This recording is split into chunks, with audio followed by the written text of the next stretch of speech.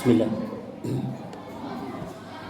Assalamualaikum warahmatullahi wabarakatuh. Bismillahirrahmanirrahim. Alhamdulillahi rabbil alamin. Wa bihi nasta'inu ala umuri dunya waddin. Wa sallallahu wa sallama wa baraka ala nabiyyina wa syafiina wa habibina Muhammadin wa ala alihi wa ashabihi wa tabi'ina lahum bi ihsanin ila yaumiddin.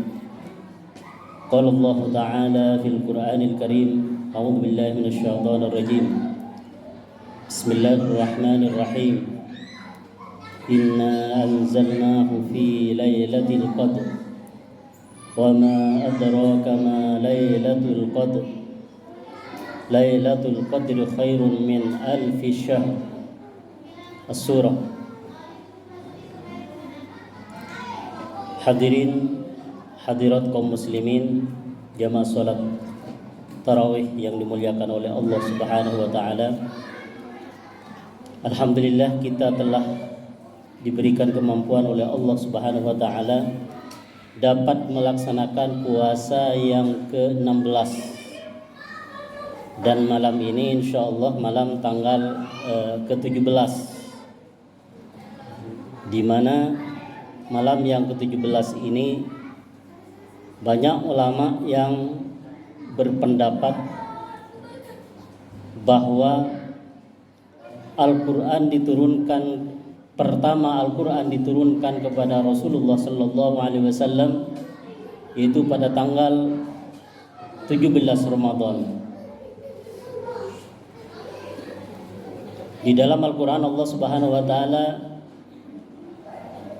berfirman, Syahrul Ramadan alladzi unzila fihi al-Qur'an hudan lin-nasi wa bayyinatin minal huda wal furqan.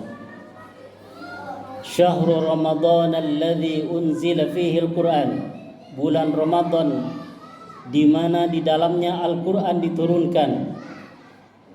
Jadi Al-Qur'an sebagai kitab suci kita, Al-Quran sebagai kalam Allah itu diturunkan pertama-tama kepada Nabi Muhammad sallallahu alaihi wasallam di bulan Ramadan.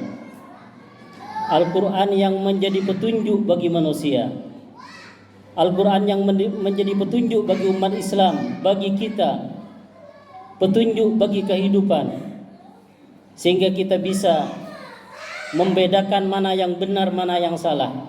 Karena Al-Quran yang menjelaskan bagaimana ibadah yang benar ada di dalam Al-Quran. Bagaimana berdoa yang benar juga ada di dalam Al-Quran. Bagaimana kita menjadi hamba Allah yang benar juga disebutkan di dalam Al-Quran. Jadi Al-Quran sebagai pembeda bainal haqqi wal batil, sebagai pembeda antara yang benar dan yang salah, antara akhlak yang benar dan akhlak yang salah, akhlak yang terpuji dan akhlak yang tercela. Kita mengetahui di dalam Al-Quran, dan Al-Quran itulah diturunkan yaitu pada malam Lailatul Qadar itu, karena penurunan Al-Quran yaitu diturunkan oleh Allah Subhanahu wa taala dari Lauhul Mahfuz ke Baitul Izzah atau ke langit dunia, ya, ila sama'id dunia, langit dunia, langit itu diturunkan dengan sekaligus. Cuman dari langit diturunkan kepada Nabi Muhammad sallallahu alaihi wasallam itu diturunkan selama 23 tahun. Jadi sesuai kebutuhan Allah Subhanahu wa taala menurunkan Al-Qur'an itu kepada Nabi Muhammad sallallahu alaihi wasallam itu selama 23 tahun.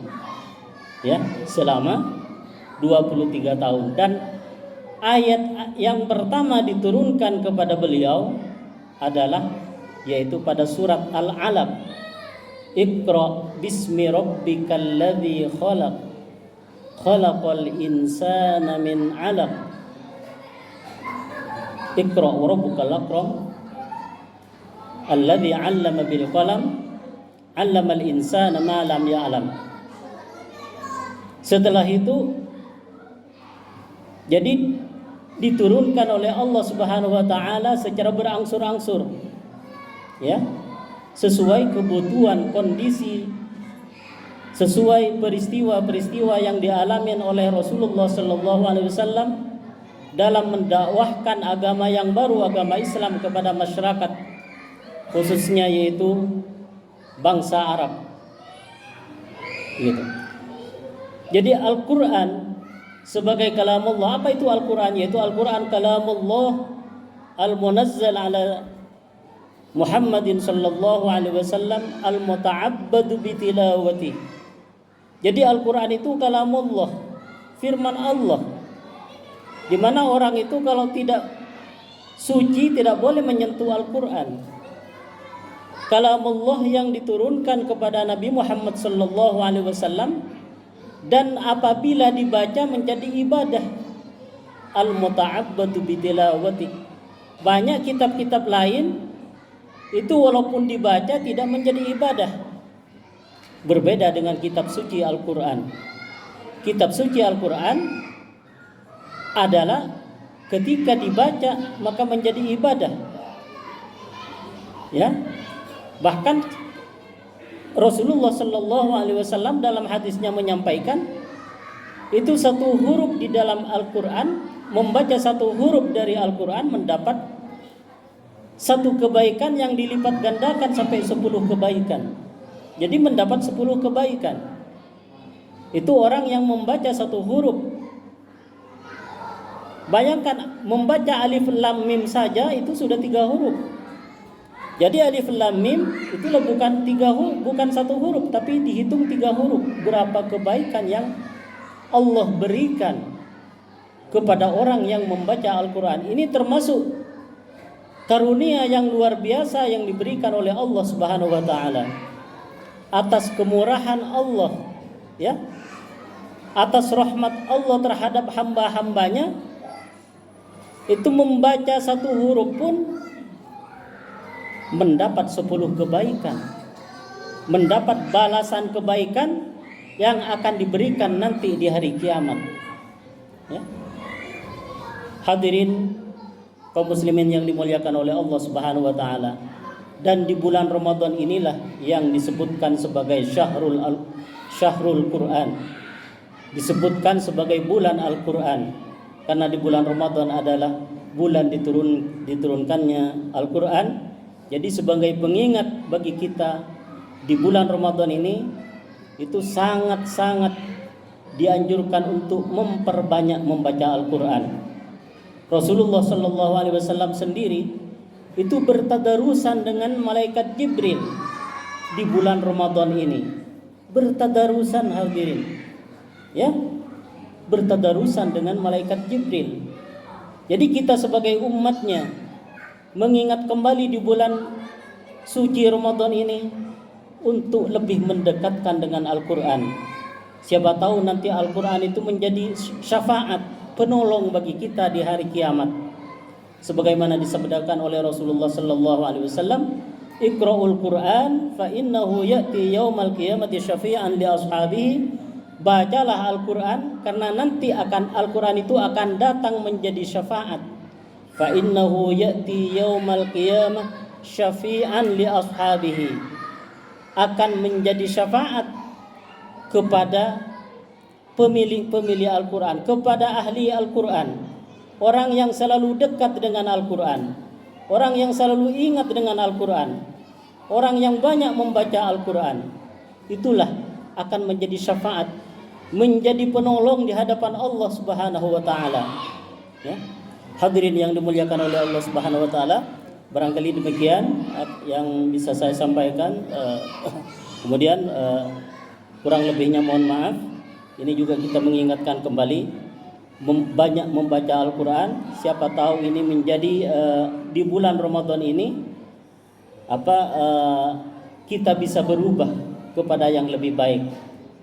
Umpama dari kita yang tidak rajin membaca Al-Quran menjadi lebih rajin membaca Al-Quran. Dari kita yang tidak rajin bersolat berjemaah, lebih rajin untuk solat berjemaah. Karena disinilah momen untuk berubah bagi kaum muslimin, berubah ke yang lebih baik, bahkan apabila bisa dari segala hal, ya, lebih khusyuk ibadahnya, lebih rajin solatnya, lebih rajin ibadah-ibadah yang lain dan sebagainya. Inilah momennya di bulan Ramadan. Karena di luar bulan Ramadan itu lebih sulit, ya, lebih sulit untuk berubah. Lebih sulit daripada di bulan-bulan lain, lebih sulit daripada bulan Ramadan. Jadi momen yang sangat pas untuk kita berubah itu di bulan Ramadan ini. Wabillahi taufiq wal hidayah. Assalamualaikum warahmatullahi wabarakatuh.